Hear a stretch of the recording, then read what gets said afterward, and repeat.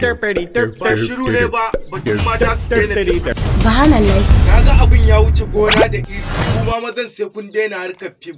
Cikina ya fara tsima. Saboda haka kowace ta haɗa kayanta ta bakka ni ko kuma ku ga takardar alƙali daga kotu. Na kowa kai ka fahimta, amma sarki Alulu ya ƙi yadda da wannan batunawa.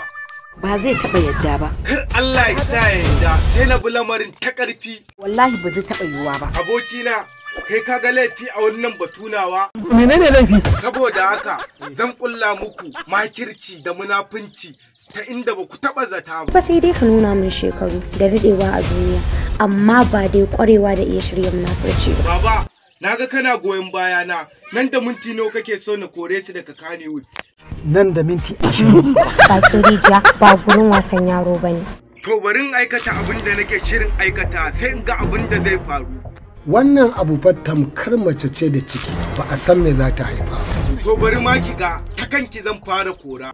Sai aka yi Amma zan miki wani adalci, kakki ban masana'antar Kannywood baki da aikin yi.